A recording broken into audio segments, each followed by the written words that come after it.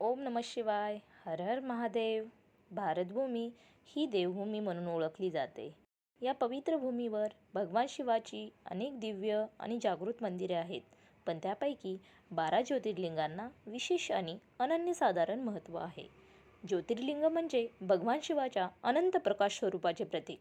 पुराणकथेनुसार भगवान शिव एका अनंत प्रकाश स्तंभाच्या रूपात प्रकट झाले आणि ज्या पवित्र स्थळी त्यांच्या दिव्य ज्योतीचे प्राकट्य झाले ती स्थळी ज्योतिर्लिंग म्हणून पूजली जातात. आजच्या या विशेष व्हिडिओमध्ये आपण जाणून घेणार आहोत भगवान महादेवांच्या 12 पवित्र ज्योतिर्लिंगांची कथा, त्यांचे महत्त्व आणि त्यांच्याशी जोडलेल्या अद्भुत पौराणिक कथा. तर चला, मनात ओम नमः शिवायचा जप करत या दिव्य यात्रेला सुरुवात करूया. हर हर महादेव. नंबर 1. सोमनाथ ज्योतिर्लिंग, गुजरात. चंद्रदेवाला मिळालेली शिवकृपा. आपल्या 12 ज्योतिर्लिंगाच्या यात्रेची सुरुवात होते सोमनाथ ज्योतिर्लिंगापासून. गुजरातच्या सौराष्ट्र प्रदेशातील प्रभास पाटण येथे समुद्रकिनारी वसलेले सोमनाथ मंदिर हे भगवान शिवाच्या अत्यंत पवित्र तीर्थक्षेत्रांपैकी एक मानले जाते. सोमनाथ म्हणजे सोम म्हणजे चंद्र आणि नाथ म्हणजे स्वामी, अर्थात चंद्राचे स्वामी. पौराणिक कथेनुसार चंद्रदेवाने दक्ष प्रजापतीच्या 27 कन्यांशी विवाह केला होता. मात्र चंद्रदेवाचे विशेष प्रेम केवळ रोहिणीवर होते, त्यामुळे इतर कन्यांकडे दुर्लक्ष झाले. यामुळे दक्ष प्रजापती क्रोधित झाले आणि त्यांनी चंद्राला क्षीण होण्याचा शाप दिला. शापामुळे चंद्रदेवाचे तेज हळूहळू कमी होऊ लागले. आपले तेज परत मिळवण्यासाठी चंद्रदेवाने भगवान शिवाची कठोर तपश्चर्या केली. चंद्रदेवाच्या भक्तीने प्रसन्न होऊन भगवान शिव प्रकट झाले आणि त्यांनी चंद्राला शापातून मुक्त केले. असे मानले जाते की याच ठिकाणी भगवान शिव सोमनाथ ज्योतिर्लिंगाच्या रूपात प्रकट झाले. या कथेतून आपल्याला एक सुंदर संदेश मिळतो. अहंकार कितीही मोठा असला तरी खरी भक्ती आणि पश्चाताप माणसाला पुन्हा प्रकाशाकडे घेऊन जाऊ शकतो. सोमनाथ म्हणजे केवळ एक मंदिर नाही, तर अंधारातून प्रकाशाकडे जाण्याची आशा आहे. हर हर महादेव. नंबर 2. मल्लिकार्जुन ज्योतिर्लिंग, श्रीशैलम. मातापित्याच्या प्रेमाची दिव्य कथा. आता आपण पोहोचतो आंध्र प्रदेशातील श्रीशैलम येथे असलेल्या मल्लिकार्जुन ज्योतिर्लिंगाकडे. हे ज्योतिर्लिंग भगवान शिव आणि माता पार्वती यांच्या दिव्य स्वरूपाशी जोडलेले आहे. पौराणिक कथेनुसार भगवान शिव आणि माता पार्वती यांचे पुत्र श्री गणेश आणि भगवान कार्तिकेय यांच्या विवाहाचा प्रसंग आला. दोघांमध्ये प्रथम विवाह कोणाचा होणार यावर प्रश्न निर्माण झाला. तेव्हा ठरले की जो संपूर्ण जगाची प्रदक्षिणा प्रथम पूर्ण करेल त्याचा विवाह प्रथम होईल. भगवान कार्तिकेय आपल्या वाहनावरून जगप्रदक्षिणेला निघाले, परंतु श्री गणेशांनी आपल्या मातापित्यांचीच प्रदक्षिणा केली आणि सांगितले, माझ्यासाठी माझे मातापिता म्हणजे संपूर्ण विश्व आहेत. श्री गणेशांचा विवाह प्रथम झाला. हे पाहून कार्तिकेय दुःखी होऊन क्रौंच पर्वतावर गेले. माता पार्वती आणि भगवान शिव आपल्या पुत्राला भेटण्यासाठी तेथे आले. असे मानले जाते की भगवान शिव येथे अर्जुन आणि माता पार्वती मल्लिका या स्वरूपात प्रकट झाले आणि म्हणून या पवित्र स्थळाला मल्लिकार्जुन असे नाव मिळाले. ही कथा आपल्याला शिकवते की मातापित्यांचे स्थान संपूर्ण जगापेक्षा श्रेष्ठ असते. मल्लिकार्जुन ज्योतिर्लिंग म्हणजे आईवडिलांचे प्रेम, भक्ती आणि कुटुंबाच्या पवित्र बंधाचे प्रतीक आहे. ओम नमः शिवाय. नंबर 3. महाकालेश्वर ज्योतिर्लिंग, उज्जैन. काळावरही अधिराज्य गाजवणारे महाकाल. आता आपण येतो मध्य प्रदेशातील उज्जैन नगरीत. उज्जैनच्या पवित्र भूमीवर विराजमान आहेत महाकालेश्वर ज्योतिर्लिंग. महाकाल म्हणजे महान काळ, काळ म्हणजे वेळ आणि मृत्यू, आणि महाकाल म्हणजे त्या काळावरही अधिराज्य असलेले भगवान शिव. पौराणिक कथेनुसार उज्जैनमध्ये एका भक्त ब्राह्मण कुटुंबावर एका शक्तिशाली राक्षसाने अत्याचार केले. त्यावेळी त्या कुटुंबाने भगवान शिवाची मनोभावे प्रार्थना केली. भक्तांच्या हाकेला प्रतिसाद देत भगवान शिव प्रकट झाले आणि त्या दुष्ट शक्तीचा नाश केला. त्यानंतर भक्तांच्या विनंतीवरून भगवान शिव येथे महाकालेश्वर ज्योतिर्लिंगाच्या रूपात सदैव विराजमान झाले, अशी श्रद्धा आहे. महाकालेश्वर ज्योतिर्लिंगाचे एक वैशिष्ट्य म्हणजे येथे शिवलिंग स्वयंभू मानले जाते. तसेच हे ज्योतिर्लिंग दक्षिणाभिमुख असल्याचे मानले जाते, त्यामुळे त्याचे विशेष आध्यात्मिक महत्त्व आहे.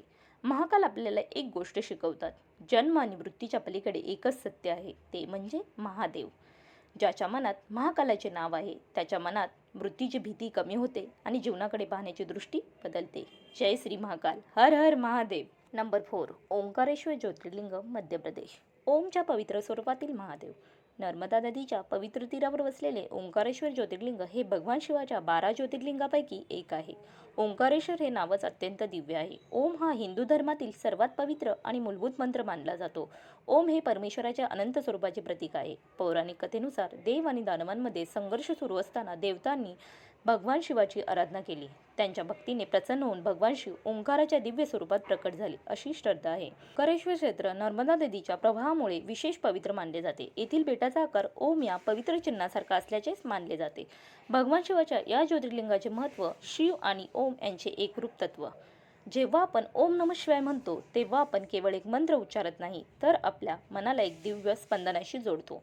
ओंकारेश्वर आपल्याला सांगतो, मन अस्थिर झाले की ओम नमः शिवायचा जप करा, कारण शिवाचे नाव मनाला शांततेच्या दिशेने घेऊन जाते. ओंकारेश्वर महादेव की जय. नंबर 5. केदारनाथ ज्योतिर्लिंग, उत्तराखंड. हिमालयाच्या कुशीत विराजमान महादेव. आता आपण पोहोचतो हिमालयाच्या उंच पर्वतरांगांमध्ये उत्तराखंडमधील पवित्र केदारनाथ धामात.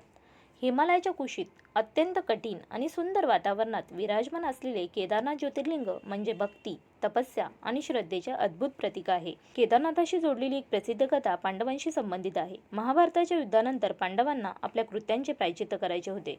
त्यांना भगवान शिवांचे दर्शन घेऊन आशीर्वाद मिळवायचा होता, परंतु भगवान शिव त्यांना सहज दर्शन देऊ इच्छित नव्हते. असे मानले जाते की भगवान शिवांनी नंदीच्या रूपात स्वतःला लपवले. पांडवांना त्यांचा शोध लागल्यानंतर शिवांनी भूमीत प्रवेश करण्यास सुरुवात केली. भीमाने नंदीला पकडण्याचा प्रयत्न केला आणि त्यावेळी त्यांच्या शरीराचा काही भाग वेगवेगळ्या ठिकाणी प्रकट झाला. केदारनाथ येथे भगवान शिवांचा पवित्र पृष्ठभाग प्रकट झाला अशी श्रद्धा आहे.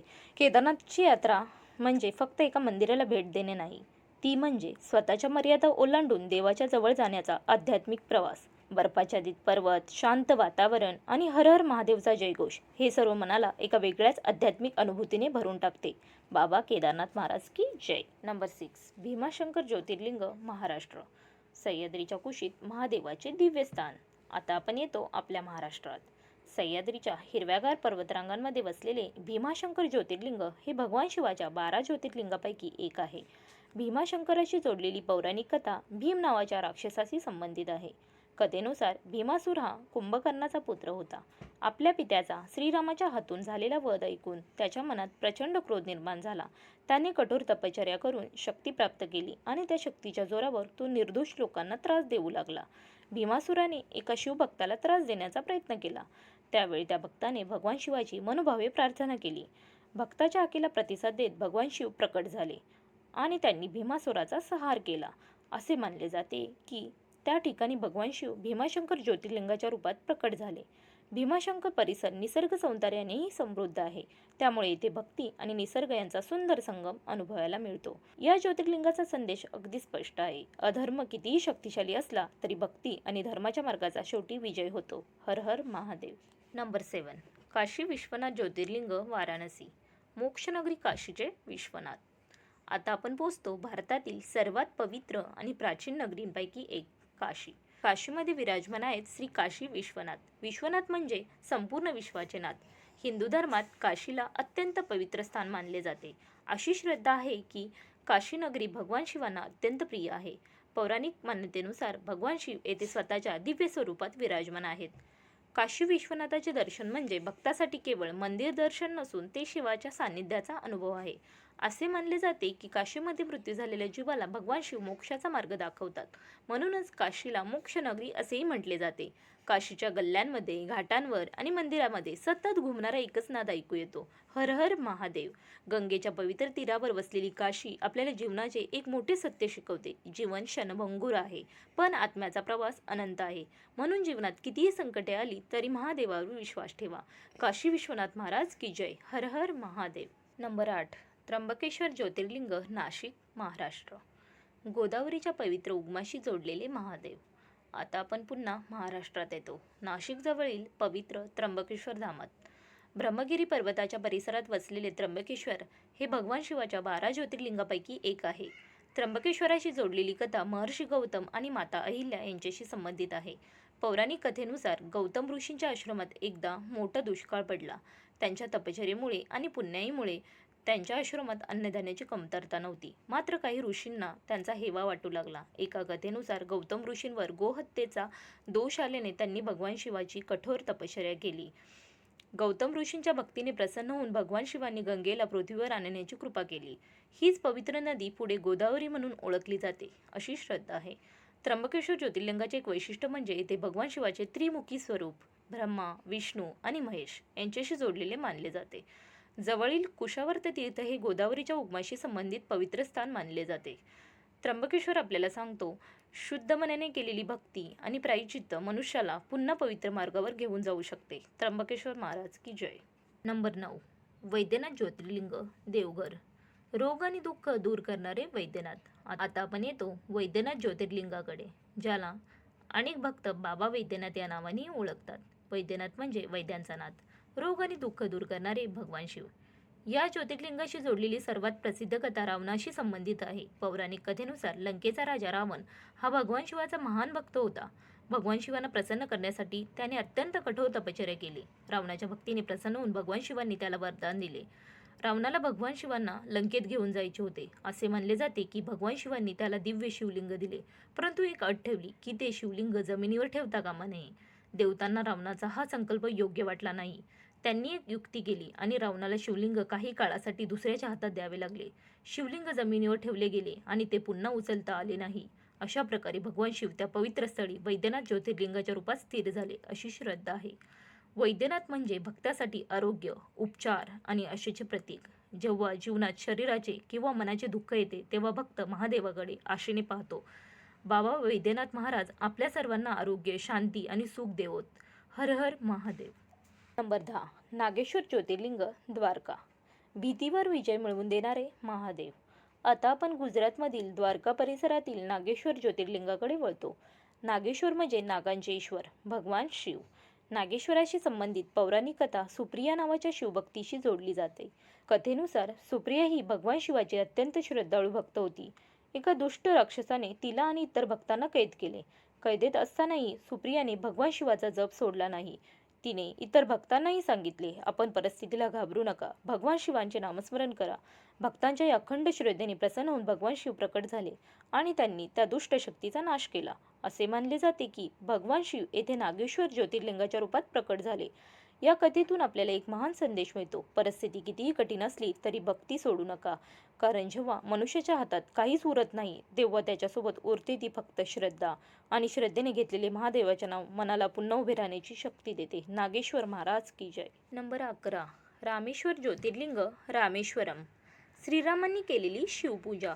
आता आपण दक्षिण भारतातील तमिळनाडूमधील पवित्र रामेश्वरम येथे पोहोचतो. येथे विराजमान आहेत रामनाथ स्वामी अर्थात रामेश्वर ज्योतिर्लिंग. या ज्योतिर्लिंगाची कथा भगवान श्रीरामांशी जोडलेली आहे. पौराणिक कथेनुसार माता सीतेच्या शोधात श्रीराम समुद्रकिनारी पोहोचले. लंकेवर जाण्यापूर्वी आणि रावणाशी युद्ध करण्यापूर्वी श्रीरामांनी भगवान शिवाची पूजा करण्याचा संकल्प केला. असे मानले जाते की श्रीरामांनी येथे भगवान शिवाची स्थापना करून पूजा केली. भगवान शिवाची आराधना करून श्रीरामांनी आपल्या कार्यासाठी आशीर्वाद मागितला. यामुळे रामेश्वरम हे एक अद्भुत उदाहरण बनले. भगवान विष्णूंचा अवतार मानल्या जाणाऱ्या श्रीरामांनी भगवान शिवाची भक्ती केली. यातून हिंदू धर्मातील एक सुंदर आध्यात्मिक संदेश समोर येतो. देव अनेक रूपात असला तरी परमसत्य एकच आहे.